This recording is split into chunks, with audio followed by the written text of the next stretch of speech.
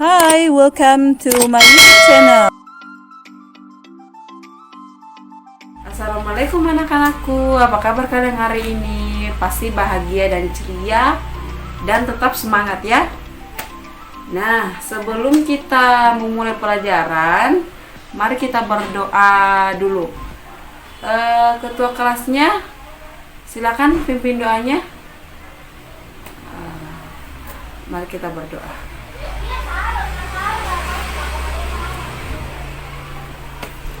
Nah, sebelum kita memulai pelajaran, Ibu pertama-tama mau mengabsen dulu. Andi, Mira, Vina, Faika. Nah, semua hadir ya. Alhamdulillah. Hari ini kita akan belajar tentang perkembangan dan pertumbuhan pada makhluk hidup. Untuk hari ini kita akan membahas materi tentang kembang, tumbuhan dan tanaman di sekitar kita. Sebelum kita lanjut ke materi, minggu lalu Ibu sudah menugaskan ke kalian untuk membawa contoh tanaman yang ada di sekitar kalian. Ada yang membuat tanamannya? Oh, Andi, coba Andi. Coba Andi, mana tanamannya, Nak? Ibu lihat. Ya, anak-anak. Ya, betul anak-anak. Yang dibawa sama Andi. Yang dibawa sama Andi adalah salah satu tumbuhan yang banyak manfaatnya. Kalau lebih jelasnya, anak-anak, kalian simak berikut ini ya. Dan perkembangan pada makhluk hidup.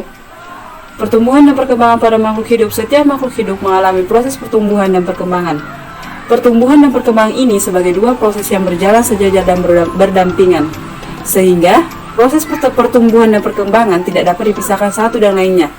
Pertumbuhan dalam biologi mengacu kepada perubahan fisik berupa bertambah ukuran, volume, tinggi, dan massa. Ini terjadi karena selama dalam masa pertumbuhan, sel-sel dalam tubuh makhluk hidup bertambah banyak. Alhasil, jaringan-jaringan dari organ dalam tubuh makhluk hidup pun ikut berubah semakin besar. Nah, perubahan tubuh dalam pertumbuhan ini dapat diukur secara kuantitatif. Kita bisa mengukur tinggi dan berat badan kita menggunakan meteran dan timbangan badan. Pertumbuhan memiliki ciri yang sangat khas, yaitu bersifat irreversibel alias tidak bisa balik lagi seperti semula. Makanya tinggi kamu yang sekarang tidak bisa berubah lagi. Jadi seperti saat kamu masih kecil dulu, pertumbuhan sebagai proses pertambahan ukuran yang tidak dapat kembali ke asal irreversibel meliputi pertambahan volume dan massa. Ada juga faktor yang mempengaruhi pertumbuhan dan perkembangan pada makhluk hidup, yaitu satu, faktor dalam internal. Faktor dalam yang mempengaruhi pertumbuhan dan perkembangan berasal dari dalam tubuh makhluk hidup itu sendiri. Yang termasuk kategori ini adalah A. Hormon. Hormon merupakan zat yang berfungsi mengendalikan berbagai fungsi di dalam tubuh.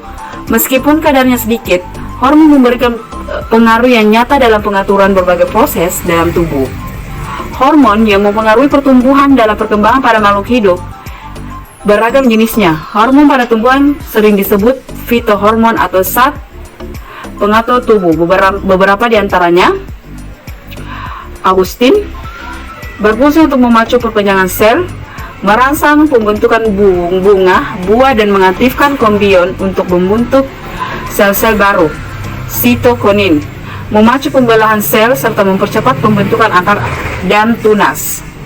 Gibberellin, merangsang pembelahan dan pembesaran sel serta merangsang kecambahan biji pada tumbuhan tertentu. Gibberellin dapat menyebabkan munculnya bunga lebih cepat. Ethylene berperan untuk menghambat pemanjangan batang atau mempercepat penuaan buah dan menyebabkan penuaan daun. Dan terakhir, asam absisat berperan dalam proses pemberontakan daun.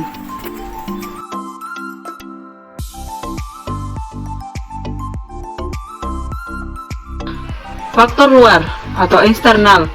Faktor luar yang mempengaruhi proses pertumbuhan dan perkembangan makhluk hidup berasal dari faktor lingkungan. Beberapa faktor lingkungan yang mempengaruhi pertumbuhan dan perkembangan makhluk hidup adalah sebagai berikut. A. Makanan atau nutrisi. B. Air dan kelembatan. C. Tanah. D. Suhu. Dan E. Cahaya. Dari materi yang Ibu jelaskan tadi, apa kalian sudah mengerti?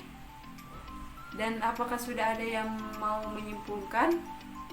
Nah, kalau ada, silakan kalian simpulkan manfaat dari tumbuhan dan tanaman yang ada di sekitar kalian. Ada salah satu kalian yang mau menyimpulkan, anak-anak? Oh, Mira. Silakan Mira, apa kesimpulannya, Nak? Betul sekali yang Mira bilang tentang kesimpulannya. Baru tepuk tangannya untuk teman kalian, Mira. Mana tepuk tangannya, anak-anak? Nah, makasih Mira. Silakan duduk di tempatnya ya, Nak. Sekian dari materi yang Ibu jelaskan tadi. Dan cukup hari ini pertemuan kita. Jangan lupa pesan Ibu, sayangin tanaman dan tumbuhan yang ada di sekitar kalian. Sampai jumpa pada pertemuan berikutnya, dan Ibu banyak terima kasih.